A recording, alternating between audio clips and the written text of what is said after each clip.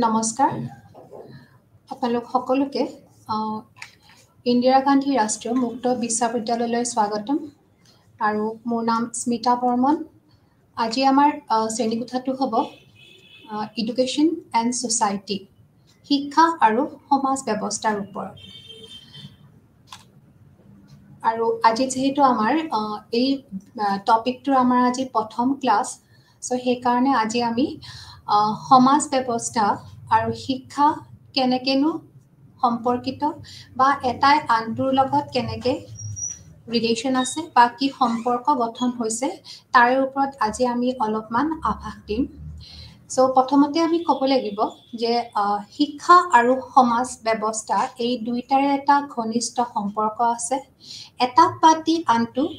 আনটো আগুৱাই যাব নোৱাৰে বা আনটোৰ অগ্ৰগতি নহয় বা বিকাশ হ'ব নোৱাৰে আৰু আমি এইটো আগতেও জানি আহিছো যে এটা সম্প্ৰদায় বা এখন সমাজে শিক্ষাৰ ওপৰত বাৰুকৈ প্ৰভাৱ পেলায় আৰু হেনেকে শিক্ষা ব্যৱস্থাই এখন সমাজকৰ ওপৰত নিৰ্ভৰশীল আমি যেতিয়া আমাৰ ৰাইটটো আমাৰ যেটো RTE আছে তাতে আমাৰ 2009 যিখন এক্ট আছে RTE এক্ট তাতে আমাৰ ৰাইট টু এডুকেশ্যন এক্ট যিখন আছে তাতে আমি ভালকে আমাক ইয়াৰ ওপৰত দিছিলে গুৰুত্ব দিছিলে তেওঁলোকেও কৈছিলে যে সমাজ আৰু শিক্ষাক সদায় একেলগে গতি কৰাব লাগে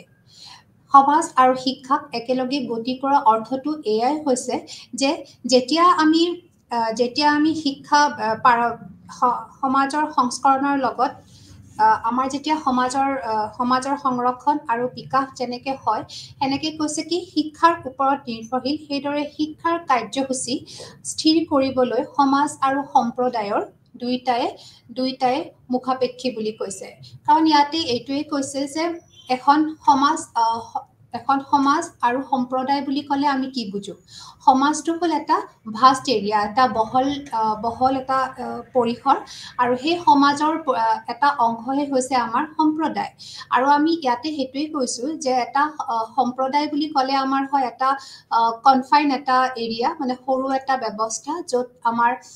মানুহবিলাকে একে ধৰণৰ কিছুমান কালচাৰ বা কিছুমান নিয়ম বা কিছুমান একে ধৰণৰ তেওঁলোকে এটা জিঅগ্ৰাফিকেল এৰিয়াত থাকে ভৌগোলিক পৰিৱেশত থাকে বা তেওঁলোকৰ যিখিনি নীতি নিয়ম একে ঠিক হেনেকে সমাজ ব্যৱস্থাত সমাজখনত অকমান তাতকৈ ডাঙৰ আৰু য'ত কি হয় মানুহখিনিয়ে একে ধৰণৰ নিয়ম কানুন কৰে কিন্তু ইয়াতে কি হয় অলপমান সকলোৱে যে একে ধৰণৰ ট্ৰেডিশন বা একে ধৰণৰ কথা ক'ব লাগিব হেনুকা নহয় তেওঁলোকে কিন্তু এটা সুন্দৰ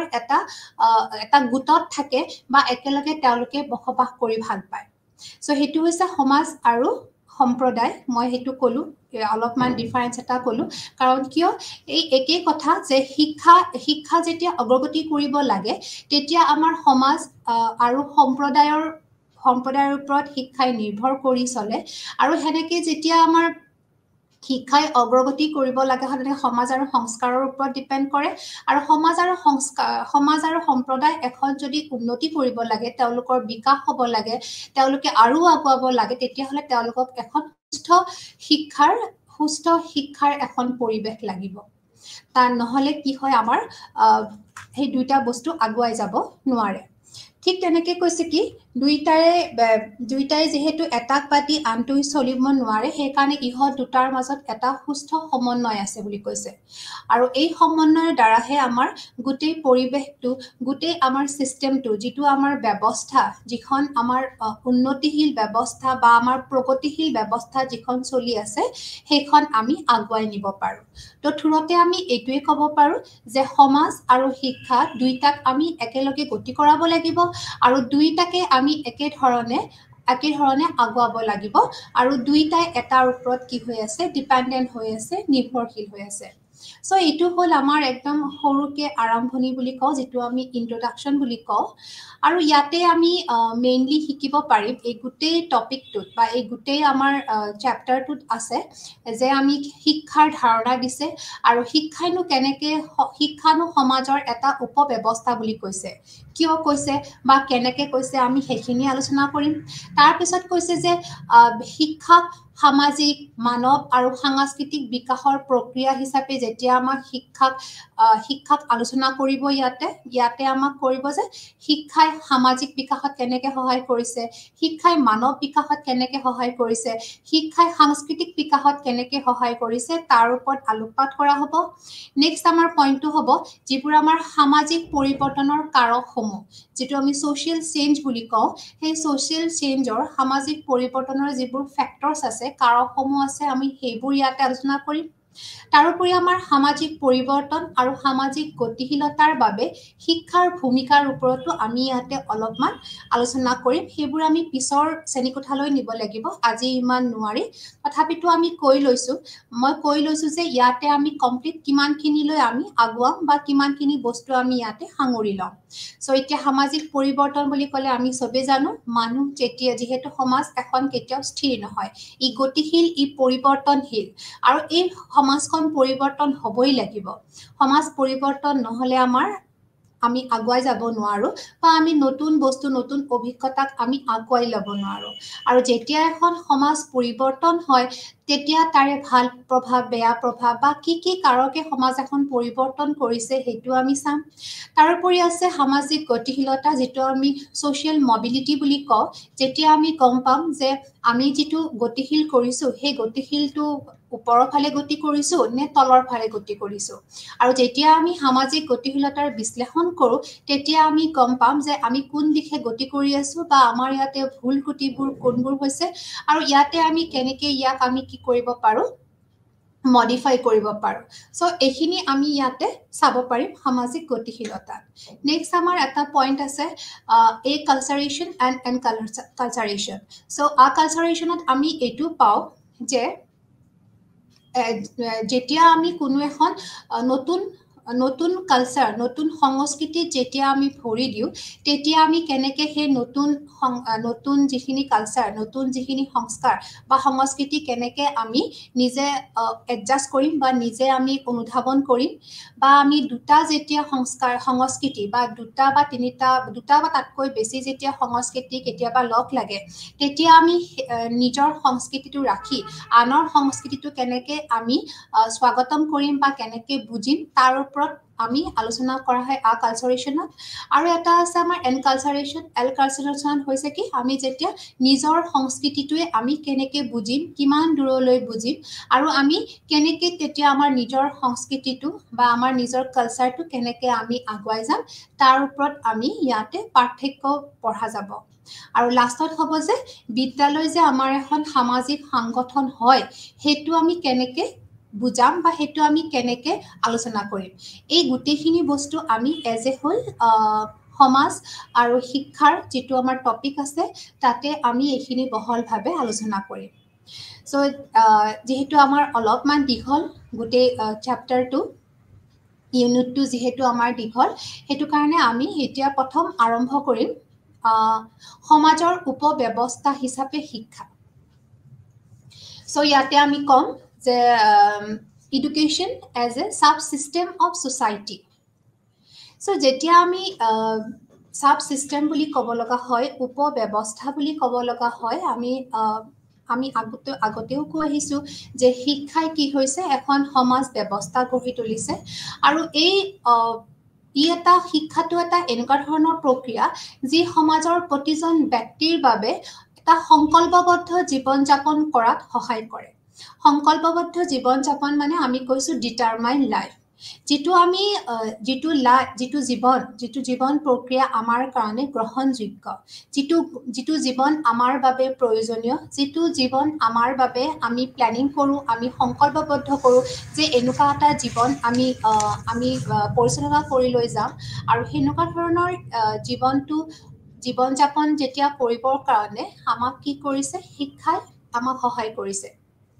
কাৰণ আমি কৈছিলোঁ যে যেতিয়া শিশুবোৰে বিভিন্ন যেতিয়া প্ৰব্লেম হয়, বিভিন্ন যেতিয়া সমস্যা হয়, তেতিয়া কি হয়, শিশুবিলাকে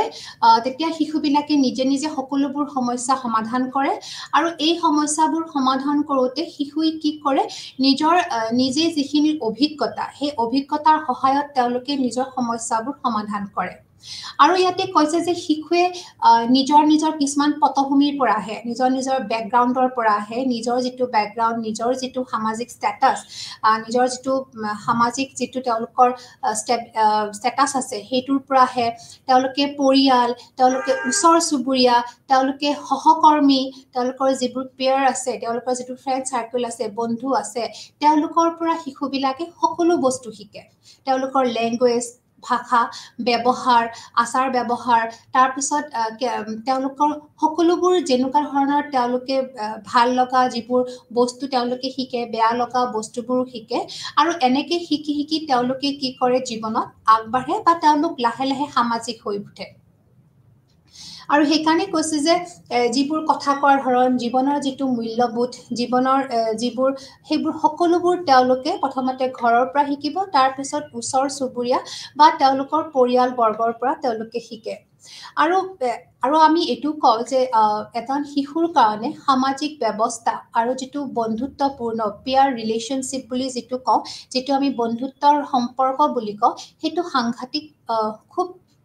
বাৰুকৈ সেইটো আমাৰ কাৰণে প্ৰয়োজনীয় কাৰণ এজন শিশুৱে তেতিয়াহে তেওঁৰ জীৱনৰ যিটো মূল্যবোধ ভেলু অফ লাইফ তেওঁ সেইটো বুজি পায় তেওঁ কেনেকৈ সচেতন হ'ব লাগে কেনেকৈ সহনশীল হ'ব লাগে কেনেকৈ তেওঁ জীৱনৰ প্ৰতিটো সমস্যা সমাধান কৰিব লাগে এই সকলোবোৰ বস্তু তেওঁ তাতে শিকি লয় সেইকাৰণে কৈছে যে শিক্ষা আমি সকলো জাগাৰ পৰাই আমি গ্ৰহণ কৰিব পাৰোঁ বা আমি গম নোপোৱাকে সি আমাৰ মাজত সোমাই গৈ আছে আৰু সেনেকে আমি গতি কৰি গৈ আছোঁ তাৰপিছত শিক্ষা এটা এনেকুৱা এটা ব্যৱস্থা যিটো কনষ্টেণ্টলি ই পৰিৱৰ্তন সমাজখন কনষ্টেণ্টলি পৰিৱৰ্তিত সমাজৰ কাৰণে ই আমাৰ এটা সহায়কাৰী ব্যৱস্থা বুলি কৈছে কাৰণ ই যেতিয়া সমাজ এখন পৰিৱৰ্তন হৈ থাকে তেতিয়া নতুন বস্তুবোৰ আমাৰ তাতে সাঙুৰ খায় আৰু পুৰণা বস্তুবোৰক আমি অলপমান আওকাণ কৰিব ধৰোঁ তেতিয়া আমাৰ শিক্ষা ব্যৱস্থাই সদায় সহায় কৰি আছে যে যেতিয়া পৰিৱৰ্তনশীল সমাজ এখনত খাপ খুৱাবৰ কাৰণে আমাক শিক্ষাই সদায় সহায় কৰি আছে আৰু ই কনষ্টেণ্টলি আমাক গম নোপোৱাকে শিক্ষাই আমাক নিজকে খাপ খুৱাবলৈ সুবিধা প্ৰদান কৰি আছে তাৰোপৰি কৈছে যে শিক্ষা হৈছে ব্যক্তিৰ জ্ঞান আৰু সামাজিককৰণৰ স্থানান্তৰ আৰু প্ৰগতিৰ এক এজেণ্ট বুলি কৈছে ই এটা এজেণ্ট মাত্ৰ যেতিয়া আমাৰ স্থানান্তৰ কৰিব লাগে ট্ৰান্সফাৰ কৰিব লাগে জ্ঞান বা আমাৰ সামাজিকৰ যিবিলাক আমাৰ যিবোৰ নীতি ৰীতি নিয়ম কৌশল আছে সেইবিলাক যদি স্থানান্তৰ কৰিব লাগে বা সেইবোৰক যদি আমি প্ৰগতি কৰিব লাগে বিকাশৰ ফালে গতি কৰিব লাগে তেতিয়া আমাৰ শিক্ষাই হ'ল এটা মেইন এজেণ্ট যোনে ইয়াত আমাক সহায় কৰে জ্ঞানক ট্ৰান্সফাৰ কৰাত স্থানান্তৰ কৰাত আমাক সহায় কৰি আহিছে সেইকাৰণে কৈছে যে শিক্ষাই হৈছে সমাজৰ এটা উপব্যৱস্থা তাৰোপৰি কৈছে যে ই এক সামাজিক উপব্যৱস্থা আৰু অন্যান্য সামাজিক ব্যৱস্থাত ইতিবাচক পৰিৱৰ্তন অনাৰ বাবে দায়বদ্ধ কৈছে যে শিক্ষাটো হয় শিক্ষাই সমাজৰ এটা উপব্যৱস্থা তাৰোপৰি ই অইন যিবোৰ সামাজিক ব্যৱস্থা আছে সেই সকলোবোৰ ব্যৱস্থাত সি এটা ইতিবাচক পৰিৱৰ্তন কৰে পজিটিভ চেঞ্জ এটা আনে আৰু এই পজিটিভ চেঞ্জ অনাৰ বাবে ই সাংঘাতিকভাৱে দায়বদ্ধ ৰেছপন্সিবল বুলি কৈছে কাৰণ শিক্ষাইহে কি কৰিছে পজিটিভ ইতিবাচক হিচাপেহে তেওঁলোকে কি কৰিছে সেই পৰিৱৰ্তনটো অনাইছে বা সেই পৰিৱৰ্তন অনাত সহায় কৰিছে বা অগ্ৰসৰৰ ফালে গতি কৰাইছে নেক্সট আছে আমাৰ অৰ্থনৈতিক ৰাজনৈতিক সংগঠন সামাজিক স্তৰকৰণ আত্মীয়তা আৰু যিকোনো সমাজৰ সামাজিক একত্ৰীকৰণত শিক্ষাৰ সৈতে ওতঃপ্ৰোতভাৱে সম্পৰ্কিত এইটো আমি আগতেও আলোচনা কৰিছোঁ বা আমি এতিয়াও কওঁ যে শিক্ষাই অৰ্থনৈতিক দিশত আগুৱাই লৈ গৈছে ৰাজনৈতিক দিশত আগুৱাই লৈ গৈছে যিটো আমাৰ সামাজিক স্তৰীকৰণ যিটো আমি কওঁ ছ'চিয়েল ষ্ট্ৰেটিফিকেশ্যন যিটো সমাজ ব্যৱস্থাৰ যিটো আমাৰ ভাগ আছে বা আমাৰ যিটো খাপ আছে সেই খাপবিলাক কেনেকৈ এটাৰ লগত আনটোই ৰিলেশ্যন আছে সম্পৰ্ক হৈ আছে সেইটোৰ ওপৰত শিক্ষাই গুৰুত্ব প্ৰদান কৰিছে বা সহায় কৰি আছে বা আমাৰ যিটো আত্মীয়তা আমাৰ যিটো কিনশ্বিপ যিটো আমাৰ আত্মীয়তা আছে এজনৰ প্ৰতি আনজনৰ সেইটোতো শিক্ষাই সহায় কৰি আছে তাৰোপৰি আমাৰ যিকোনো সমাজৰ সমাজৰ মাজত যিটো একত্ৰীকৰণ যিটো আমাৰ ইণ্টাৰ ৰিলেশ্যন সেই ইণ্টাৰ ৰিলেশ্যনটো গঢ়াটো আমাক শিক্ষাই সহায় কৰি আছে চ' এজ এ হ'ল আমি ক'ব পাৰোঁ যে শিক্ষাই কি হৈছে সমাজৰ উপব্যৱস্থা হিচাপে সি কাম কৰি আছে আৰু ইয়াৰ গুৰুত্ব আমি কেতিয়াও নুই কৰিব নোৱাৰোঁ ইয়াৰ গুৰুত্ব অধিক চ' সেইকাৰণে আমাৰ উইলাৰ্ড ৱালাৰে তেওঁ এজন আমেৰিকান ছ'চিয়লজিষ্ট আৰু তেওঁ লগতে এজন শিক্ষাবিদো তেওঁ সামাজিক ব্যৱস্থাৰ ওপৰত তেওঁ যেতিয়া কিছুমান মতবাদ দিছিল যেতিয়া তেওঁ থিয়ৰী প্ৰদান কৰিছিল তেওঁ সেই থিয়ৰী হিচাপে আমাৰ চিলেবাছত কেইটামান 5টা কাৰণ দিছে যে শিক্ষাকনো আমি কিয় সামাজিক ব্যৱস্থা হিচাপে গ্ৰহণ কৰিছোঁ বা আমি কিয় গণ্য কৰিছোঁ এডুকেশ্যনক আমি ছ'চিয়েল ছিষ্টেম হিচাপে আমিনো কিয় গণ্য কৰিছোঁ তাৰ কাৰণে তেওঁ খুব সংক্ষিপ্তভাৱে 5টা কাৰণ দিছে আৰু এই 5টা কাৰণ প্ৰথমটো হৈছে যে শিক্ষাৰ ক্ষেত্ৰত বিভিন্ন কৰ্মচাৰীয়ে কাম কৰে আৰু সকলোৰে মেইন এইমটোৱেই হৈছে কি শৈক্ষিক লক্ষ্য প্ৰাপ্ত কৰা আৰু এই যিটো শৈক্ষিক লক্ষ্য প্ৰাপ্ত কৰিব পৰাত সকলোৱে অৰিহণা যোগাইছে সকলোৰে কণ্ট্ৰিবিউশ্যন আছে সকলোকে সকলোৱে একেলগে কাম কৰি কিনে তেওঁলোকৰ যিটো গ'ল আছে যিটো লক্ষ্য আছে সেই লক্ষ্যটোত তেওঁলোকে উপনীত হৈছে সেইকাৰণে কৈছে যে শিক্ষা হৈছে এটা সামাজিক ব্যৱস্থা য'ত সমাজৰ সকলো কৰ্মচাৰীয়ে কাম কৰে আৰু সকলোৰে লক্ষ্য হৈছে কেনেকৈ শিক্ষাটো তেওঁলোকে গ্ৰহণ কৰিব পাৰে 2 নম্বৰতে কৈছে যে বিদ্যালয়ৰ ভিতৰত সামাজিক বাৰ্তালাপৰ ফলস্বৰূপে শিক্ষাৰ এক সামাজিক গাঁথনি আছে চ' আমি ইয়াতে ক'ব পাৰোঁ সামাজিক বাৰ্তালাপ বুলি যিটো কৈছে যে এখন স্কুলত মানে এখন বিদ্যালয়ত কি হয় এখন বিদ্যালয়ত শিশুই গোটেইখিনি বস্তু শিকে বা শিশু এজনে তেওঁৰ পাঠ্যপুথি পঢ়ে তেওঁৰ আদান প্ৰদান হয় শিক্ষকৰ লগত আৰু এই যেতিয়া আদান প্ৰদান হয় তেতিয়া তেওঁলোকে সামাজিক বাৰ্তালাপ তেওঁলোকৰ হয় আৰু তেতিয়া কি হয় তেওঁলোকৰ সমাজৰ যিবোৰ ৰীতি নীতি সমাজৰ আচাৰ ব্যৱহাৰ সমাজৰ যিবোৰ নিয়ম সেই সকলোবোৰেৰে পাঠ্যপুথিখন যেতিয়া সংমিশ্ৰণ হৈ থাকে বা সেই সকলোবোৰৰ দ্বাৰা যেতিয়া পাঠ্যপুথিখন আচলতে সেই সকলোবোৰ নিয়ম বা ৰীতি নীতিৰ ওপৰত আধাৰ কৰি পাঠ্যপুথিখন বনোৱা হয় আৰু যেতিয়াই তেওঁলোকে সেই পাঠ্যপুথিখনৰ দ্বাৰা জ্ঞান লাভ কৰে বা শিক্ষক এজনে জ্ঞান দিবলৈ চেষ্টা কৰে তেতিয়াই তেওঁলোকে কি হয় তেওঁলোকৰ মাজত সামাজিক বাৰ্তালাপ গঠন হয় আৰু এই সামাজিক বাৰ্তালাপে তেওঁলোকক কি হয় সামাজিক গাঁথনি গঠন কৰাত সহায় কৰে তেওঁলোকে তেতিয়া সমাজৰ সকলোবোৰ বস্তু তেনেকেই তেওঁলোকে গ্ৰহণ কৰিব পাৰে চ' সেইকাৰণে কৈছে শিক্ষা ইয়াতে সামাজিক বাৰ্তালাপৰ যোগেদিও সমাজ এখনক একত্ৰিত কৰাত সহায় কৰিছে তাৰোপৰি কৈছে যে ই এক শক্তিশালী সামাজিক সম্পৰ্কৰ দ্বাৰা আবদ্ধ কাৰণ কৈছে যে ইয়াতে যিবোৰ আমাৰ সম্পৰ্ক আছে এজনৰ মাজত আনজনৰ যিখিনি সম্পৰ্ক আছে এটা শক্তিশালী খুব ষ্ট্ৰং ৰিলেশ্যনৰ দ্বাৰা তেওঁলোকে আবদ্ধ হৈ আছে শিক্ষা ব্যৱস্থাত সকলোবোৰ বস্তু খুব ষ্ট্ৰংলি আবদ্ধ হৈ আছে বাউণ্ড হৈ আছে তাৰোপৰি কৈছে যে এটা আন্তৰিকতাৰ অনুভূতি আছে এটা বিলংগিংছ এণ্ড ফিলিং আছে যেতিয়া শিক্ষাত আমি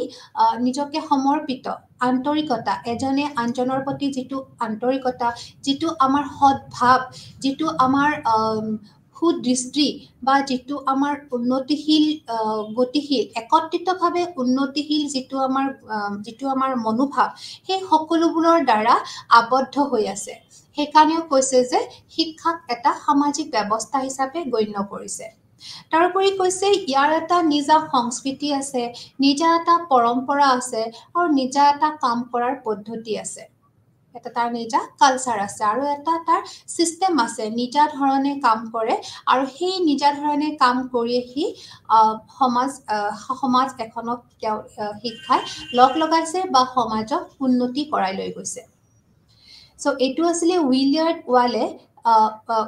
ৱালে তেওঁৰ থিয়ৰিৰ ওপৰত আধাৰ কৰি এইকেইটা কাৰণ তেওঁ দিছিলে নেক্সট আছে আমাৰ ক্যাৰেক্টাৰিষ্টিক্স যে শিক্ষা যে সমাজৰ যে এটা সাব সিস্টেম তাৰ ওপৰত কিছুমান তেওঁলোকে বিশেষত্ব দিছে বা কিছুমান তেওঁলোকে ক্যাৰেক্টাৰিষ্টিক বা বৈশিষ্ট্য তেওঁলোকে দিছে আৰু এই বৈশিষ্ট্যকেইটা এনেকুৱা ধৰণে কৈছে যে শিক্ষাক যে আমি সাব সিস্টেম বা উপব্যৱস্থা বুলি কৈছো কিহৰ কাৰণে কৈছো শিক্ষাৰ কি আছে যাৰ কাৰণে শিক্ষাক আমি উপব্যৱস্থা বুলি কৈছো যেনেকৈ প্ৰথমটোৱে হৈছে যে শিক্ষা হৈছে সামাজিক ব্যক্তিবাদ গঢ়াৰ দিশত এক শক্তিশালী আৰু শক্তিশীল আৰু শক্তিশালী সন্থা বুলি কৈছে কাৰণ কৈছে যে সমাজক বা ব্যক্তি এটাক গঢ়াৰ কাৰণে শিক্ষাই এটা ষ্ট্ৰং পজিশ্যন লৈছে বা ইহঁতে এটা সমাজ ব্যৱস্থাটো বিল্ড কৰিবৰ কাৰণে গঢ়াবৰ কাৰণে শিক্ষাই হ'ল এটা শক্তিশালী সন্থা যাৰ দ্বাৰা সমাজখন খুব সুদৃঢ়ভাৱে গঢ়ি উঠিছে আৰু এটা পৰিকল্পিতভাৱে গঢ়ি উঠিছে 2 নম্বৰটো কৈছে যে সমাজৰ বিভিন্ন প্ৰতিষ্ঠানৰ পৰিচালনা আৰু গতিশীলতাৰ ফলস্বৰূপেহে শিক্ষা ব্যৱস্থাৰ উদ্ভৱ হৈছে হয় সমাজৰ যিমান ব্যৱস্থা আছে যিমান প্ৰতিষ্ঠান আছে সকলোৱে যেতিয়া ইয়াতে কাম কৰিছে তেওঁলোকৰ যিটো পৰিচালনা তেওঁলোকৰ যিটো মবিলিটি সেই মবিলিটি হিচাপে আমাৰ শিক্ষা ব্যৱস্থাটোৰ গঢ়ি উঠিছে সেইকাৰণে ইয়াক কি কোৱা হয় উপব্যৱস্থা বুলি কৈছে তাৰোপৰি কৈছে যে শিক্ষা ব্যৱস্থাৰ ইয়াৰ অভিজ্ঞতাৰ জৰিয়তে শিক্ষাৰ অনুশাসন শক্তিশালী কৰে আৰু সমস্যাৰ সমাধানৰ দিশত নতুন দিশ প্ৰদান কৰে হয় যে আমাৰ যিবোৰ সমস্যা আছে সেই সকলোবোৰ সমস্যা সমাধান কৰোঁতে শিক্ষাই আমাক খুব বাৰুকৈ সহায় কৰি আছে আৰু শিক্ষাৰ পৰা যিবোৰ আমি অভিজ্ঞতা পাইছো সেই অভিজ্ঞতাই আমাক যিমান আমি নতুন নতুন সমস্যা আহিছে বা যিমান আমাৰ ডিসিপ্লিন আমি যিমান সমস্যা আছে সকলো সমস্যা সমাধান কৰিব পাৰিছো আৰু জীৱনটোক এটা অনুশাসনমূলক দিশত গতি কৰাব পাৰিছো এটা ডিসিপ্লিন লাইফ হিচাপে আমি ইয়াক চলাই নিব পাৰিছো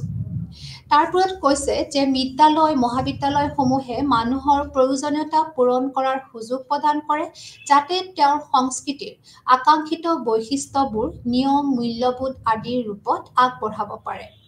সো আমাৰ যিটো কলেজ ব্যৱস্থা বা আমাৰ স্কুল ব্যৱস্থা যিটো আছে তেওঁলোকেও কি কৰিছে সকলোবোৰ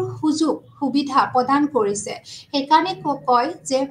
বিদ্যালয় হৈছে সমাজৰ এটা প্ৰতিচ্ছবি কাৰণ কৈছে যে বিদ্যালয় সকলোবোৰ বস্তু সকলোবোৰ বিদ্যালয় এখন সমাজৰ প্ৰতিচ্ছবি মানে ৰিফ্লেকশ্যন সোসাইটিত যিখিনি বস্তু হয় সমাজৰ যিখিনি বস্তু হয় সেই গোটেইখিনি বস্তু বিদ্যালয়খনতে হয় আৰু বিদ্যালয়ত যেতিয়া অন দা স্পট বিদ্যালয়ত যেতিয়া এটা শ্ৰেণী কোঠাত সেই সমস্যাবোৰ সমাধান কৰাৰ নতুন নতুন কৌশল নতুন নতুন তেওঁলোকে ব্যৱস্থা পায় তেতিয়াহ'লে আল্টিমেটলি গৈ সমাজৰ সকলোবোৰ সমস্যা তেওঁলোকে সমাধান কৰিব পাৰিব তাৰোপৰি যিখিনি প্ৰয়োজনীয় সুযোগ তেওঁলোকৰ গ্ৰহণ কৰিব লাগে সেইখিনিও তেওঁলোকে বিদ্যালয় বা আমাৰ মহাবিদ্যালয়সমূহে তেওঁলোকক সহায় কৰি আহিছে তাৰপিছত কৈছে যে ই সমাজখনক এখন আকাংক্ষিত দিশত গঢ়ি তুলিছে ডিজায়াৰ আকাংক্ষিত যিটো আমাৰ আকাংক্ষা আছে যিটো দিশত আমি সমাজ এখন আচলতে গঢ়ি তুলিব লাগে সেই ধৰণে আমাক গঢ়ি তোলাটো শিক্ষাই আমাক সহায় কৰি আহিছে তাৰোপৰি কৈছে যে সমাজৰ যিটো দায়িত্বশীল আৰু কাৰ্যকৰী সদস্য হিচাপে দায়িত্বশীল মানে আমাৰ যিটো ৰেসপন্সিবিলিটি আছে বা আমি যিটো ৰেসপন্সিবল পাৰ্সন বুলি কওঁ কাৰণ আমি সদায় কওঁ যে শিক্ষাই এজন শিশুক বা এজন ব্যক্তিক দায়িত্বশীল কৰি তোলে আৰু সুনাগৰিক হিচাপে গঢ়ি তোলে সেইকাৰণে কৈছে যে শিক্ষাই যিহেতু এজন ব্যক্তিক দায়িত্বশীল কৰি তোলে আৰু কাৰ্যকৰী সদস্য হিচাপে গঢ়ি তোলে তেওঁ এজন এক্টিভ পাৰ্সন হিচাপে বা তেওঁ যিখিনি কাম কৰিব তেওঁ খুব দৃঢ়তাৰে খুব মনোযোগেৰে খুব মনোবলেৰে কৰিব আৰু এনেকুৱা এজন ব্যক্তিক তেওঁলোকে গঠন কৰে বা তেওঁলোকে বনাই দিয়ে যাৰ যিখিনিৰে সমাজৰ সকলোবোৰ নিয়ম নীতি মানি চলিব সমাজৰ যিটো মূল্যবোধ তেওঁলোকৰ যিটো জ্ঞান যিটো বুজা বুজিৰ প্ৰতি তেওঁলোকে সন্মান কৰিব আৰু এই সকলোবোৰ গুণ বিকাশ কৰি আছে শিক্ষাত কাৰণ এজনে আনজনৰ ওপৰত যিটো সন্মান যিটো বুজা বুজি আমাৰ সকলোতকৈ ডাঙৰ সমস্যাটোৱে হৈছে বুজাবুজি, যিটো আমাৰ আণ্ডাৰষ্টেণ্ডিং। যেতিয়া আমাৰ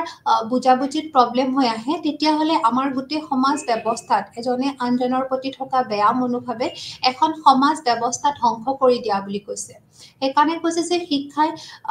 এনেকুৱা এজন ব্যক্তি গঢ়ি তুলিব যোনে সমাজৰ মূল্যবোধ, জ্ঞান, বুজাবুজি এই সকলোবিলাককে ৰেচপেক্ট কৰিব শিকিব বা তেওঁ সেইবোৰক সন্মান কৰিবলৈ শিকিব, আৰু সেই সকলোবোৰ গুণ তেওঁৰ বিকাশ হ'ব। চ' এইখিনি আছিলে যে এডুকেশ্যন এজ এ চাব ছিষ্টেম, আমি এইখিনি কথা ক'লোঁ। চ' নেক্সট আছে আমাৰ বিকাশৰ প্ৰক্ৰিয়া হিচাপে ডেভেলপমেণ্টেল প্ৰচেছ, যে শিক্ষাই কেনেকৈ শিক্ষাক কিয় আমি বিকাশশীল প্ৰক্ৰিয়া হিচাপে কৈছোঁ, বা বিকাশৰ প্ৰক্ৰিয়া হিচাপে শিক্ষাক আমি কিয় আমি তাক কিয় ডিফাইন কৰিছোঁ, বা আমি তাক কিয় গণ্য কৰিছোঁ। চ' প্ৰথমতে ক'ব লাগিব যে বিকাশশীল বুলি ক'লে যে আমি সকলোৱে জানো যে খুব আদিম কালৰ পৰাই যিবোৰ মানৱ আছে তেওঁলোকে পশুমূলক কিছুমান আচৰণ কৰিছিল, আৰু এই পশুমূলক আচৰণৰ পৰা তেওঁলোকক যিটো আমাৰ নৰ্মেল আচৰণ, বা যিটো আমি তেওঁলোকৰ সেই আচৰণ পৰিৱৰ্তন কৰাত বা তেওঁলোকক এটা সুসাংগঠনিক আচৰণৰ সাঁচত বহুৱাবলৈ শিক্ষাই সহায় কৰিছে। ইয়াতে এইটোৱেই কৈছে যে যেতিয়া মানুহবোৰ পশুমূলক আচৰণ কৰিছিল, সেই আচৰণৰ পৰা তেওঁলোকক নৰ্মেল যিটো আমাৰ সাধাৰণ জীৱন যাপন কৰাবৰ কাৰণে আমাক শিক্ষাই সহায় কৰিছে, আৰু সেই সকলোবোৰ পুৰণা আচৰণ তেওঁলোকে পৰিৱৰ্তন কৰি এটা সামাজিক আচৰণত তেওঁলোকক সোমাই পেলাইছে, বা সামাজিক আচৰণ দেখুৱাত তেওঁলোকে শিক্ষাই সহায় কৰিছে। সেইকাৰণে কৈছে শিক্ষাই সেইকাৰণে বিকাশশীল প্ৰক্ৰিয়া, ই এটা ডেভেলপমেণ্টেল প্ৰচেছ বুলি কৈছে, কাৰণ সি সদায় বিকাশ হৈ থাকে, ই গতিশীল, ই ক'তো স্থায়ী বা স্থিৰ হৈ যোৱা নাই। আৰু এইকাৰণে কৈছে যে শিক্ষাই যিটো আমাৰ সামাজিক সভ্যতা আৰু সংস্কৃতিৰ বিকাশত সহায় কৰি আছে। আৰু আমি সভ্যতা বুলি ক'লে বা সংস্কৃতি বুলি ক'লে আমি এইটোৱেই জানো যে ই বিকাশশীল, ই আগৰ পৰা লাহে লাহে চলি আহিছে, আৰু এটা প্ৰজন্মৰ পৰা আনটো প্ৰজন্মলৈ ই গতি কৰি আছে, বা গম নোপোৱাকৈ এজনে আনজনক প্ৰদান কৰি আহিছে, আৰু সেনেকৈ আমাৰ সভ্যতা বিকাশ হৈ আছে বা সংস্কৃতিৰ বিকাশ হৈ আছে। আৰু কৈছে যে শিক্ষাৰ ফলত বিভিন্ন অভ্যাসৰ বিকাশ হৈছে,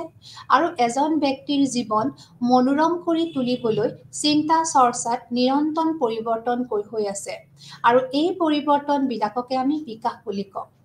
চ' বিকাশ বুলি ক'লে আমি কওঁ যিবোৰ আমাৰ চেঞ্জ, যিবোৰ আমাৰ পৰিৱৰ্তন, সেই পৰিৱৰ্তনক আমি খুব থূৰতে বিকাশ বুলি কওঁ। আৰু কৈছে যে আৰু এই পৰিৱৰ্তনবোৰ কেনেকুৱা, এই পৰিৱৰ্তনবোৰৰ দ্বাৰা এজন ব্যক্তিয়ে জীৱনটো সুন্দৰভাৱে গঢ়ি তুলিব পাৰে, বা সুন্দৰভাৱে গঢ়ি তুলিবলৈ চিন্তা চৰ্চা কৰিব পাৰে। আৰু এই যিটো চিন্তা চৰ্চা কৰিবৰ কাৰণে এজন ব্যক্তিয়ে বিভিন্ন অভ্যাস কৰিব লাগে, বিভিন্ন সুসাংগঠনিক বা খুব ধুনীয়া সুপৰিকল্পিত কিছুমান অভ্যাস কৰাৰ ফলত এজন ব্যক্তিৰ চিন্তা চৰ্চাৰ পৰিৱৰ্তন হয়, আৰু এই চিন্তা চৰ্চাৰ পৰিৱৰ্তনকে আমি বিকাশ বুলি কৈছোঁ। চ' কৈছে যে শিক্ষা হৈছে আমাৰ বিকাশৰ এটা প্ৰক্ৰিয়া। চ' যেতিয়া আমাৰ এই বিকাশ, আমাৰ সামাজিকভাৱেও কিছুমান বিকাশ হয়, আমাৰ মানৱ সমাজৰ বিকাশ কৰিছে, তাৰোপৰি আমাৰ সংস্কৃতিৰো, আমাৰ যিটো কালচাৰেল ডেভেলপমেণ্টটোতো শিক্ষাই আমাক সহায় কৰিছে। চ' নেক্সট টপিকটো হৈছে সামাজিক বিকাশ হিচাপে শিক্ষা। ইয়াতে কৈছে education as a social development. So' যেতিয়াই আমাৰ ছ'চিয়েল ডেভেলপমেণ্ট বুলি কওঁ, মানে সামাজিক বিকাশ, তেতিয়াই আমি ক'ব পাৰিম যে যেতিয়া আমাৰ সমাজ এখনৰ বিকাশ হয়, আমি কৈছোঁ যে সমাজৰ বাবে যিটো কি হয়, খুব মানুহবোৰ হৈছে এটা ক্ৰুচিয়েল বস্তু, এটা খুব প্ৰব্লেমেটিক সমস্যা ধৰণৰ এটা সমস্যা যাক আমি কি কৰিব লাগে মানুহৰ যিখিনি ভাৱধাৰা যিখিনি চিন্তাধাৰা সেই সকলোবিলাককে যেতিয়া আমি কিছুমান প্ৰশিক্ষণ দি কিছুমান নীতি নিয়ম বা কিছুমান জীৱন ধৰণৰ শৈলী শিকাই কিনে পৰিৱৰ্তন কৰিব পাৰো তাতে তেতিয়া আমাক শিক্ষাই সহায় কৰি আছে কাৰণ কৈছে কি যিবোৰ আমাৰ আমি যদি সামাজিক ডেভেলপমেণ্ট সামাজিক বিকাশ বুলি কওঁ তেতিয়া আমি গম পাম যে চিন্তা চৰ্চাৰ বিকাশ মনোভাৱৰ বিকাশ বা যিটো আমাৰ সমানতা ভাৱৰ বিকাশ সমানতা মানে কাকো আমি ওপৰ তল কৰিব নোৱাৰে যাতে সকলোকে সমান অধিকাৰ দিব পাৰি এই সকলোবোৰৰ চিন্তা চৰ্চা আগুৱাই নিয়াতে আমাক শিক্ষাই সহায় কৰিছে কাৰণ কৈছে যদি আমাৰ প্ৰপাৰ এডুকেশ্যন থাকে যদি আমাৰ একদম ভাল শিক্ষা থাকে তেতিয়াহ'লে এখন সমাজৰ সকলোবোৰ ব্যক্তিয়ে নিজৰ সকলোবোৰ আচৰণ পৰিৱৰ্তন কৰি বা সকলোবোৰ ভাৱধাৰা পৰিৱৰ্তন কৰি আল্টিমেটলি গৈ সমাজৰ পৰিৱৰ্তনত সহায় কৰিব চ' ইয়াতে সেইকাৰণে কৈছে যে আমি যেতিয়া বিকাশ বুলি কওঁ সামাজিক বিকাশ বুলি ক'লে তেওঁলোকৰ হ'ব সামাজিক বিকাশত কি অন্তৰ্ভুক্ত হৈ থাকে ইয়াতে থাকে শিশুসকলৰ ভাষাৰ প্ৰশিক্ষণ দিয়া হ'ব জীৱন ধাৰণৰ প্ৰশিক্ষণ দিয়া হ'ব ৰীতি নীতি আৰু সমাজৰ যিটো আচৰণ আছে আদিৰ যিবোৰ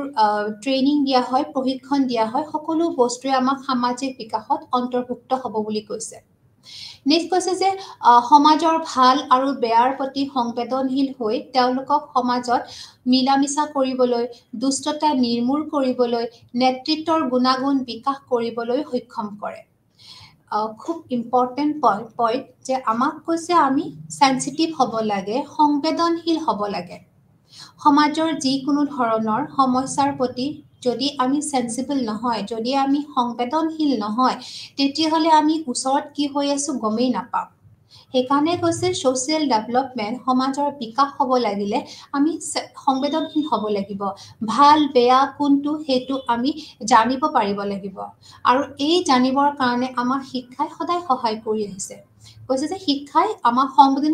সংবেদনশীল হ'বলৈ সহায় কৰিছে আৰু তাৰ দ্বাৰা আমি সকলোবোৰ ভাল বেয়া আমি নিজে পৰীক্ষা কৰিব পাৰোঁ আৰু সেই হিচাপে আমি কোনটোক আঁকোৱালি ল'ম আৰু কোনটোক আমি যিটো আমাৰ গ্ৰহণযোগ্য নহয় তাক আমি কি কৰিম উলিয়াই দিম সমাজৰ গ্ৰহণযোগ্য নোহোৱাবিলাক আমি নাৰাখোঁ আৰু যিবোৰ গ্ৰহণযোগ্য হয় সেইবোৰ আমি সদায় নিজৰ মাজত ৰাখিম বা নিজৰ ভিতৰলৈ আমি হৃদয়ংগম কৰাম তাৰপিছত কৈছে কি যিবোৰ আমাৰ দুষ্টতা আছে যিবোৰ আমাৰ ছ'চিয়েল এভিল আছে যিবোৰ ব্যৰ্থতা আছে সামাজিক ব্যাধি বুলি কওঁ সেইবিলাক আমি নিৰ্মূল কৰিব লাগিব তাৰপিছত কৈছে নেতৃত্বৰ গুণাগুণ বিকাশ যিটো আমাৰ লিডাৰশ্বিপ কোৱালিটিটো যেতিয়া আমি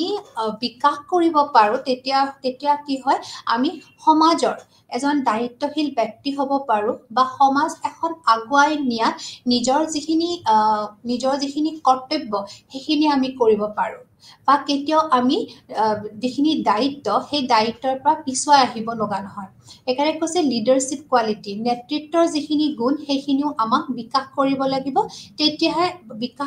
শিক্ষাই বিকাশ কৰা তেতিয়াহে সমাজ এখনৰ বিকাশ হয় তাৰপিছত কৈছে যে আমাৰ যিবোৰ বিদ্যালয়ত যিবোৰ কাম কৰা হয় সেইবিলাক এটা গ্ৰুপ মেথডত এটা টিম ৱৰ্ক হিচাপে কাম কৰিলে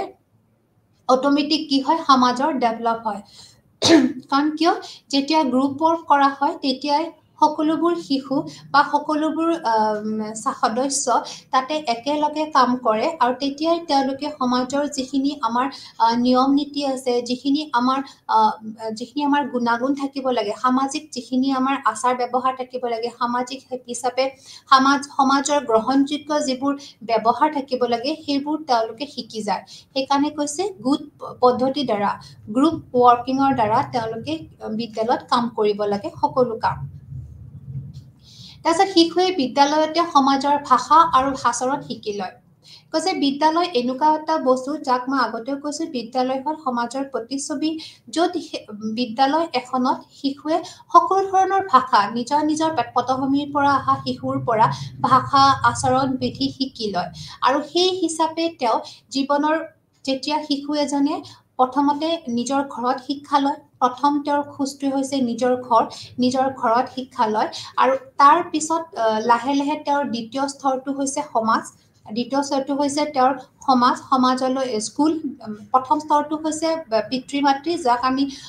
পৰিয়াল বুলি কওঁ পৰিয়ালত প্ৰথম শিক্ষা লয় তাৰ পিছত তেওঁ শিক্ষা লয় এখন বিদ্যালয়লৈ অহাৰ পিছত বিদ্যালয়ৰ পৰা শিক্ষা লয় আৰু তাৰ পিছত তেওঁলোকে সমাজৰ পৰা শিক্ষা ল'বলৈ শিকে আৰু বিদ্যালয়তে কি হয় তেওঁলোকে এক প্ৰকাৰে সমাজৰ সকলোবোৰ শিক্ষা লয় আৰু সেইকাৰণে যেতিয়া তেওঁলোকে সকলোবোৰ ধৰণৰ শিক্ষা লয় সকলোবোৰ ধৰণৰ অভিজ্ঞতা ল'বলৈ শিকে তেতিয়া সকলোবোৰ ধৰণৰ ভাষা ল'বলৈ শিকে তেতিয়াই তেওঁলোকে জীৱনৰ প্ৰতিটো খোজত নিজকে খাপ খুৱাই চলাব পাৰে বা সকলো ধৰণৰ সমস্যা তেওঁলোকে বিনা দ্বিধাই তেওঁলোকে সমাধান কৰিব পাৰে আৰু সেইকাৰণে কৈছে যে আমাৰ যিটো ছ'চিয়েল ডেভেলপমেণ্টৰ কাৰণে যিখিনি আমাক শিক্ষা লাগে সি আমাক বাৰুকৈ সহায় কৰি আহিছে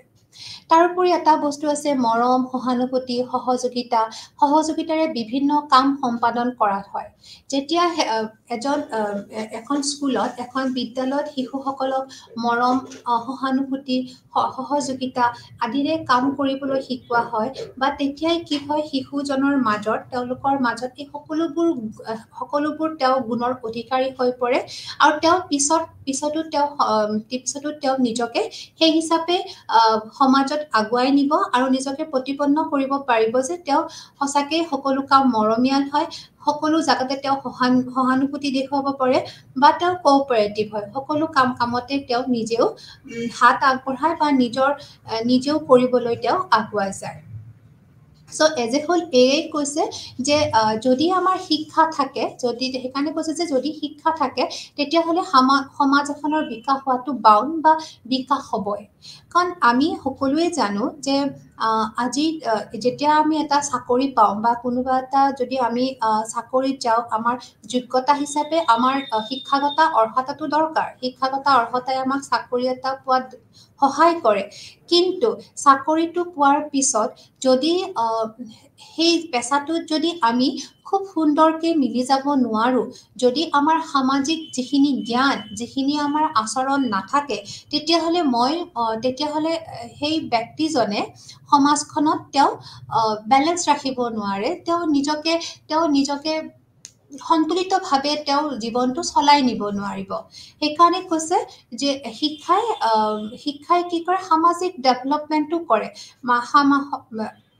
শিশু এজনৰ গোটেই যিখিনি সামাজিক গুণ থাকে সেইখিনি বিকাশ কৰা যাৰ কাৰণে তেওঁ যিকোনো পেছাত হওক নিজৰ ব্যক্তিগত জীৱন হওক নিজৰ পেছাদাৰী জীৱন হওক সকলোতে যাতে তেওঁ এজন কমপ্লিট পাৰ্চন মানে এজন সুনাগৰিক হিচাপে গঢ়ি তুলিব পাৰে বা তেওঁ এজন সন্তুলিত জীৱন এটা তেওঁ যাতে কটাব পাৰে সেইকাৰণে শিক্ষাক কৈছে যে ই এটা কি হয় সামাজিক বিকাশৰ এটা প্ৰক্ৰিয়া বুলি কৈছে তাৰোপৰি কৈছে যে যিবোৰ আমাৰ যদি শিক্ষা প্ৰপাৰ হয় যদি আমাৰ এডুকেশ্যন প্ৰপাৰ হয় ঠিকমতে যদি শিক্ষা লোৱা হয় তেতিয়া আমাৰ যিখিনি দেশৰ কৰাপশ্যন বা যিখিনি আমাৰ অনৈতিকতা বা যিখিনি আমাৰ ডিছঅনেষ্টি যিখিনি আমাৰ সমাজৰ ব্যাধি সেই সকলো ব্যাধিকে আমি কি কৰিব পাৰোঁ ধ্বংস কৰিব পাৰোঁ বা এই যিবোৰ আমাৰ অগ্ৰহণযোগ্য ব্যৱস্থাবিলাক আছে সেই সকলো ব্যৱস্থা বা ব্যাধিবোৰক আমি দূৰ কৰিব পাৰোঁ চ' সেয়ে কৈছে যে education as a social development নেক্সটটো আছে মানৱ বিকাশৰ প্ৰক্ৰিয়া হিচাপে শিক্ষা যে education as a human development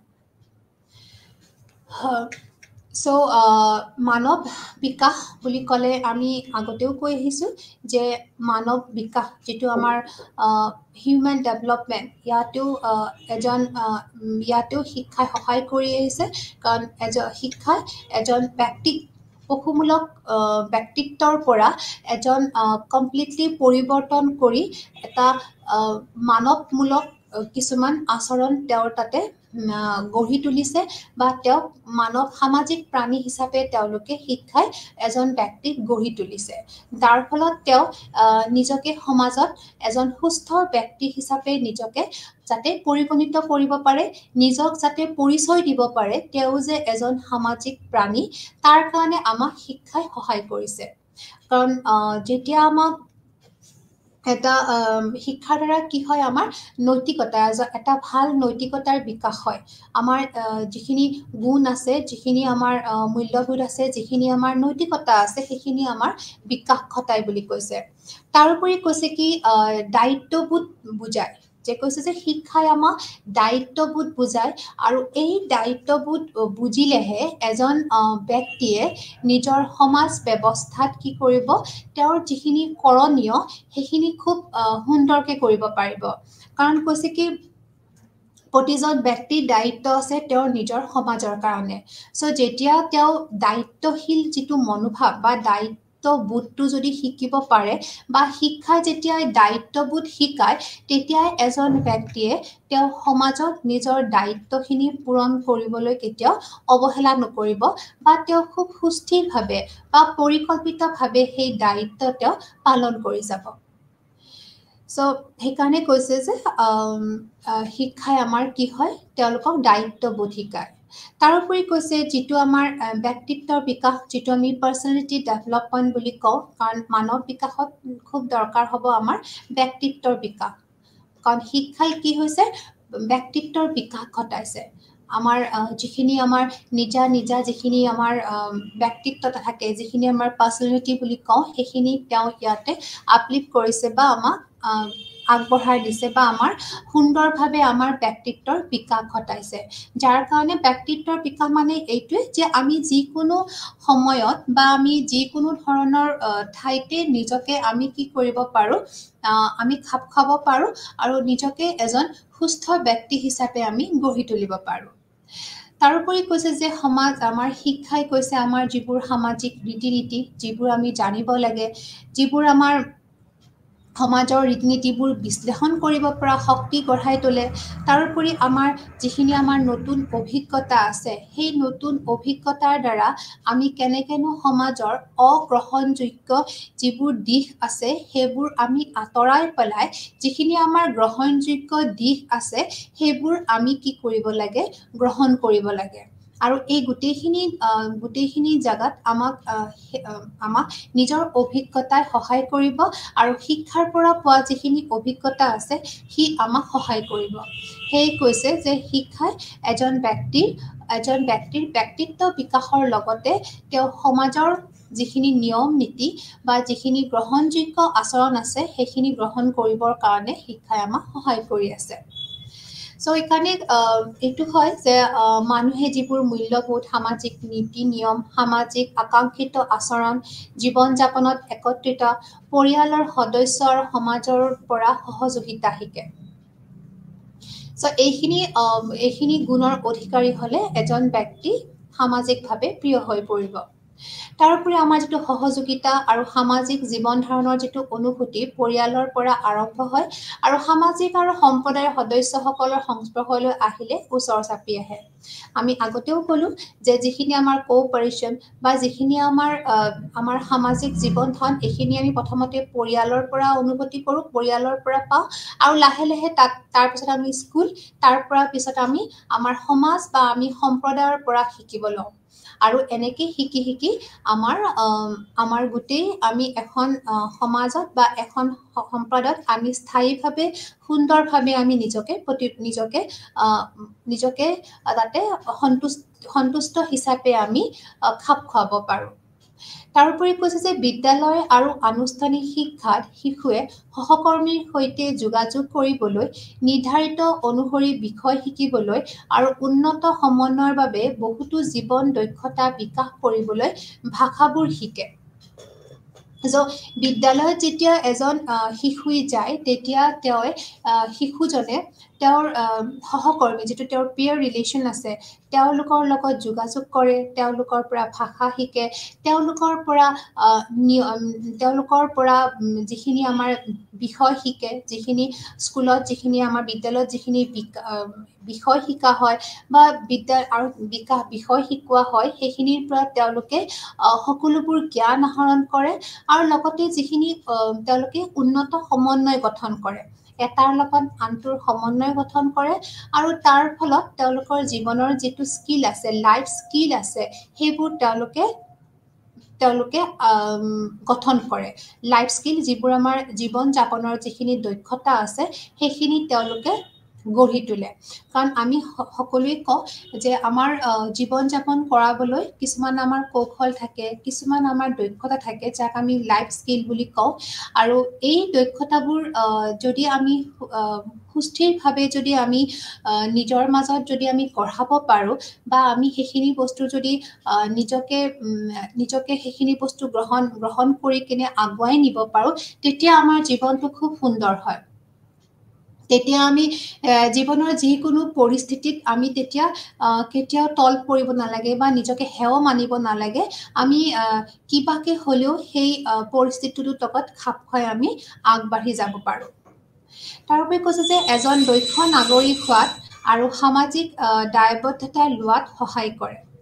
কৈছে যে যেতিয়া শিক্ষাই আমি আগতেও আলোচনা কৰি আহিছোঁ যে এজন দক্ষ নাগৰিক এজন সামাজিকভাৱে দায়িত্বশীল ব্যক্তি গঠন হোৱাত সহায় কৰি আহিছে আৰু যিয়ে আমাৰ হিউমেন ডেভেলপমেণ্ট মানৱৰ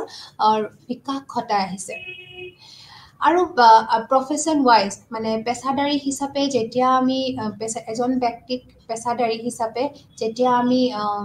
বিকাশ ঘটাওঁ বা যেতিয়া আমি গঠন কৰাওঁ তেওঁ যিকোনো হ'ব পাৰে পেছা হিচাপে এজন শিল্পীকৰ্মী সংগীতজ্ঞ চিত্ৰশিল্পী চিকিৎসক অভিযন্তা শিক্ষক উকিল বা ব্যৱসায়িক ব্যক্তি আদিৰ দৰে পেছাদাৰী কৰিবৰ কাৰণে তেওঁলোকক প্ৰথমতে আমি অনুশীলন কৰাব লাগিব তেওঁলোকক সকলো ফালৰ পৰা এজন যোগ্য ব্যক্তি হিচাপে গঢ়াই তুলিব লাগিব আৰু তাৰ পিছতহে তেওঁ নিজৰ পেছাত গতি কৰিব পাৰিব আৰু এনেকুৱা কৰাৰ পিছত এজন ব্যক্তিয়ে নিজৰ যিখিনি কৰ্তব্য বা নিজৰ যিখিনি কৰিবলগীয়া বা নিজৰ যিখিনি দিব লগা কৰ্তব্য থাকে সেইখিনি তেওঁ খুব সুকলমে কৰিব পাৰে আৰু নিজৰ পেছাত তেওঁ নিজকে স্থায়ী হিচাপে প্ৰতিপন্ন কৰিব পাৰে চ' এইখিনি যদি মই ক'ব লাগিব তেতিয়াহ'লে এজন শিক্ষাই মানৱ বিকাশত এইখিনি সহায় কৰি আহিছে তাৰোপৰি যিকোনো আমাৰ সমস্যা সমাধান হওক আমাৰ ইনষ্টেণ্ট ডিচিশ্যন মেকিং বুলি যিখিনি কওঁ যে তৎক্ষণাত আমাক সিদ্ধান্ত ল'ব লগা হয় যিকোনো ধৰণৰ সামাজিক হওক নিজা ব্যক্তিত্বৰ যিখিনি সমস্যা আছে সেইখিনি সমাধান কৰিব পৰা শক্তি হ'ব লাগে শক্তি কৰাই দিয়ে তাৰোপৰি আমাৰ যিখিনি লজিকেল থিংকিং যুক্তিযুক্ততাৰে যিখিনি আমি চিন্তা চৰ্চা কৰিব পাৰোঁ সেই সকলোখিনি বস্তুতে আমাক শিক্ষাই সহায় কৰি আহিছে বা আমাৰ যিখিনি এডুকেশ্যন চিষ্টেম সি আমাক এনেকে ধৰণে আমাক বনাই তুলিছে বা আমাক এনেকে ধৰণে আমাক আগুৱাই লৈ গৈছে যে আমি এই সকলোবোৰ গুণৰ অধিকাৰী হ'ব পাৰিছোঁ বা আমি যিকোনো ধৰণৰ ক্ৰিয়েটিভ মাইণ্ড আমাৰ যিটো সৃষ্টিমূলক যিটো আমাৰ মনোভাৱ সেইবোৰ আমি গঢ়ি তুলিব পাৰিছোঁ যাৰ কাৰণে আমি নতুন অভিজ্ঞতা বা নতুন সংস্কাৰ বা নতুন সৃষ্টিশীল বস্তু আমাৰ সমাজত বা আমাৰ মাজত আহি আছে বা আমি সকলোৱে সেই নতুন বস্তুকো আমি কি কৰিব পাৰিছোঁ ল'ব পাৰিছোঁ বা আমি সেই সকলোবোৰ বস্তুক যিটো আমি ভাল যিটো আমি সত্য যিটো যুক্তিযুক্ততাৰ দ্বাৰা সি সত্য বুলি প্ৰমাণিত হৈছে তাক আমি ল'ব পাৰিছোঁ চ' সেইকাৰণে কৈছে যে মানৱ হিচাপে গঢ়ি তোলা শিক্ষাই আমাক সহায় কৰিছে আৰু ব্যক্তি হিচাপে যিখিনি আমাৰ গুণ থাকে সেইখিনি আমাৰ শিক্ষাই গঠন কৰি গৈ আছে তাৰোপৰি আমি সদায় জানো যে আমাৰ পেছাতে হওক বা আমাৰ ব্যক্তিগত জীৱনতে হওক দিনে বা ডে বাই ডে আমি সমস্যাৰ সন্মুখীন হ'ব লাগে আৰু এই সকলোবোৰ সমস্যাৰ সন্মুখীন হওঁতেও আমাক সহায় কৰি আহিছে আমাৰ এডুকেশ্যন চিষ্টেম শিক্ষাই আমাক সহায় কৰি আহিছে যিকোনো ধৰণৰ শিক্ষা আমি আগতেও কৈছোঁ যে এনেকুৱা নহয় যে আমাৰ ফৰ্মেল এডুকেশ্যন আমাৰ ইনফৰ্মেল আমাৰ নন ফৰ্মেল এডুকেশ্যন সকলোবোৰ গতানুগতিক বা অগতানুগতিক আনুষ্ঠানিক শিক্ষা সকলোৱে আমাক সহায় কৰি আহিছে যাতে আমি আমাৰ নিজৰ ব্যক্তিগত জীৱনৰ সমস্যা বা আমি যিটো পেছাত থাকোঁ সেই পেছাৰো যদি কিবা সমস্যা আছে সেই সকলোবোৰ সমস্যা আমি খুব সুন্দৰভাৱে আমি সমাধান কৰিব পাৰোঁ চ' এজ এ হোল আমি ক'ব পাৰিম যে শিক্ষাই আমাক মানৱ বিকাশত বাৰুকৈ প্ৰভাৱ পেলাই আহিছে আৰু সহায় আগবঢ়াই আহিছে নেক্সটটো হ'ল আমাৰ শিক্ষা সাংস্কৃতিক বিকাশৰ প্ৰক্ৰিয়া হিচাপে যে education as a cultural development so' culture বুলি যেতিয়া আমি কওঁ মানে সংস্কৃতি বুলি যেতিয়া আমি কওঁ তেতিয়া আমি ক'ব পাৰোঁ যে সংস্কৃতি হৈছে সমাজৰ এটা শিৰা যি আমাৰ যে তেজ অহা যোৱা কৰে শিৰা কৈছে যে culture is the blood vein of society মানে সমাজৰ এটা শিৰা কাৰণ কিয় আৰু যিটোক আমি কি কৰিব লাগে সদায় সংৰক্ষণ কৰিব লাগে প্ৰিজাৰ্ভ কৰিব লাগে চ' শিক্ষাই কি কৰিছে আমাক সহায় কৰিছে যে শিক্ষাই আমাক যিখিনি সংস্কাৰ আছে যিখিনি আমাৰ সংস্কৃতি আছে সেই সকলোবোৰ সংস্কৃতিক শিক্ষাই কি কৰি আহিছে সংৰক্ষণ কৰাত সহায় কৰি আহিছে আৰু সংৰক্ষণ বা আমাক যিটো আগৰ প্ৰজন্মৰ পৰা পিছৰ প্ৰজন্মলৈ কঢ়িয়াই আহাত স্থানান্তৰিত কৰাত বা বদলীকৰণ কৰাত বা পৰিৱৰ্তন কৰাত যে কেনেকেনো কিমান দূৰলৈ পৰিৱৰ্তন কৰিব বা কিমান দূৰলৈ সেইখিনি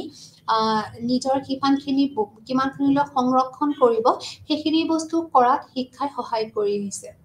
সেইকাৰণে কৈছে শিক্ষা আৰু সংস্কৃতি গভীৰভাৱে সংলগ্ন আৰু সংযুক্ত এই দুইটাই বস্তু খুব ডিপলি খুব ইহঁতে সংযুক্ত হৈ আছে জড়িত হৈ আছে যে শিক্ষাই কি কৰিছে শিশু এটা সাংস্কৃতিক ঐতিহ্য বুজাবলৈ আৰু ইয়াক অনুশীলন কৰাত সহায় কৰিছে যিবোৰ আমাৰ যিটো ঐতিহ্য আমাৰ যিটো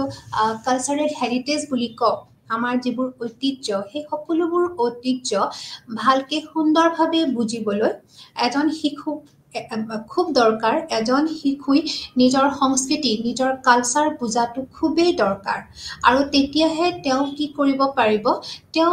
নিজৰ কালচাৰ নিজৰ সংস্কৃতি বুজি নাপালে তেওঁ আনৰ সংস্কৃতি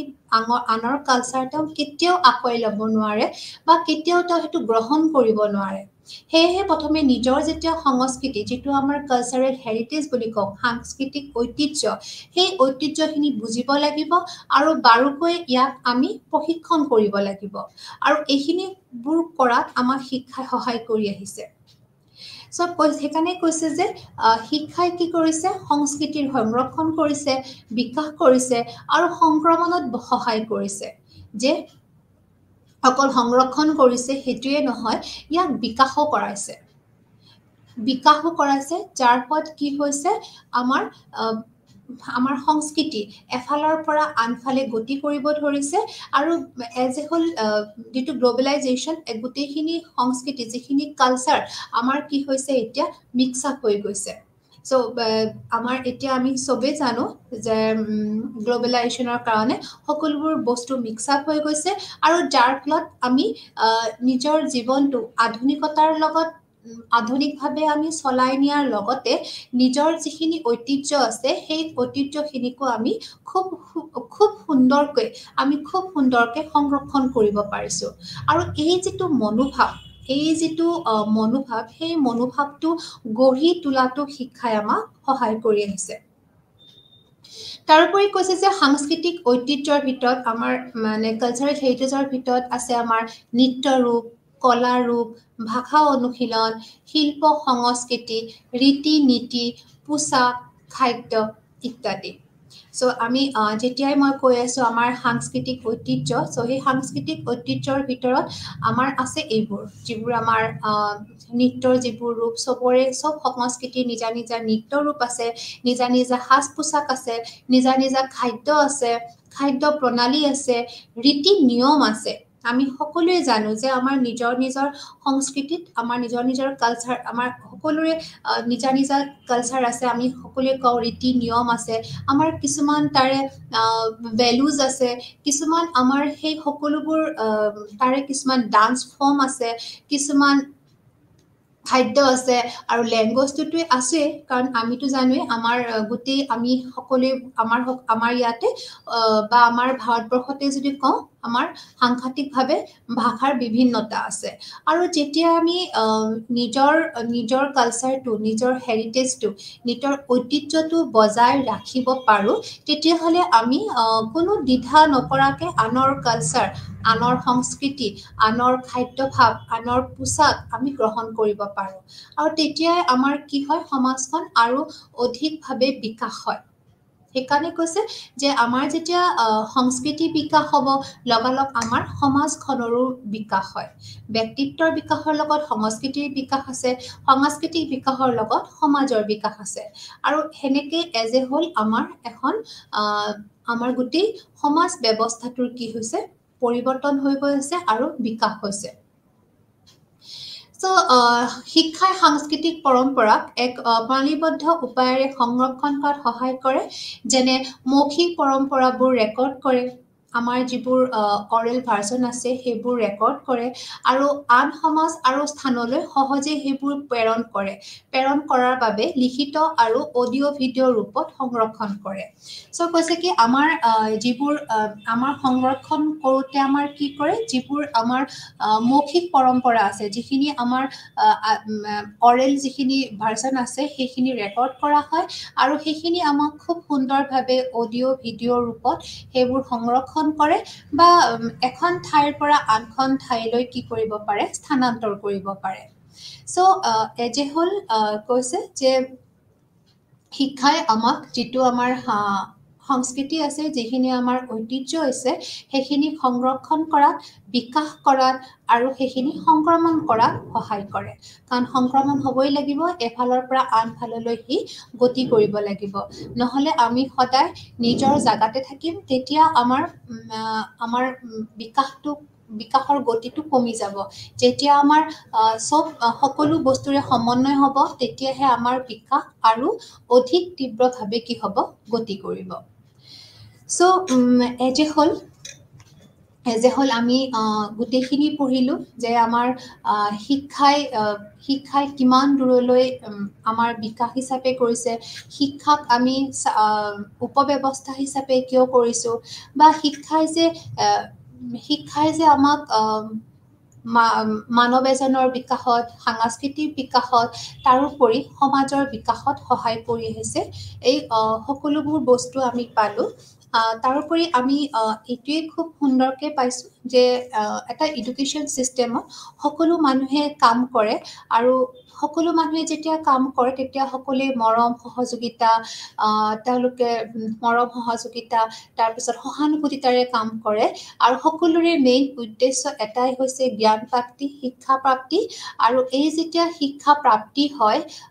আল্টিমেট যেতিয়া শিক্ষাৰ প্ৰাপ্তি হয় তেতিয়া তেওঁলোক সকলোৱে কি হয় একেলগে লগ হয় আৰু এজনে আনজনৰ যিখিনি আদান প্ৰদান বা যিখিনি মনোভাৱ তেওঁলোকৰ বিকাশ হয় আৰু এজ এ হ'ল এজন ব্যক্তিৰ বিকাশ হয় আৰু এখন সমাজৰ বিকাশ হয় এইখিনি হ'ল আজি আমাৰ আজি আলোচনা পাঠটো প্ৰায় এইখিনিতে শেষ হৈছে আমি আৰু আগলৈ নাযাওঁ তাৰ পিছত আমি নেক্সট যিটো আমাৰ শ্ৰেণীকোঠা হ'ব সেই শ্ৰেণীকোঠাটোত আমি পাম সামাজিক পৰিৱৰ্তন যিখিনি আমাৰ আছে ছ'চিয়েল চেঞ্জ বুলি কয় যিখিনি আমাৰ সমাজৰ যিহেতু আমি আগতেও কৈ আহিছোঁ সমাজ এখন পৰিৱৰ্তনশীল ই গতিশীল ই সদায় কেতিয়াও স্থিৰ হৈ নাথাকে বা ই ষ্টেটিক নহয় ই সদায় গতি কৰি আছে সো গতি কৰোঁতে কোনবোৰ কাৰকে প্ৰভাৱ পেলাইছে তাৰোপৰি আমাৰ যেটো মোবিলিটি আছে সোশ্যাল মোবিলিটি আছে গতিশীলতা সেইখিনিও আমি পঢ়িম সো যেতিয়া আমি আমাৰ যেটো পিছৰ শ্ৰেণীকোঠাত আমি আজিৰ ক্লাছটোৰ কন্টিনিউৱেশ্যন হিচাপে আগুৱাই গৈ থাকিম আৰু আজি যিখিনি আমি পঢ়িলোঁ সেইখিনি আমি খুব সংক্ষেপে বা আমি যদি খুব এজ এ হোল আমি যদি সমাপ্তি হিচাপে ক'ব লাগে তেতিয়াহ'লে আমি এইটোৱে ক'ব পাৰিম যে শিক্ষাই সঁচাকে আমাৰ সকলো জাগাতে আমাক সহায় কৰি আহিছে বা আমাৰ শিক্ষাক আমি উপব্যৱস্থা হিচাপে পৰিগণিত কৰিছোঁ সো ইয়াতে আমি সামৰণি মাৰিছোঁ নমস্কাৰ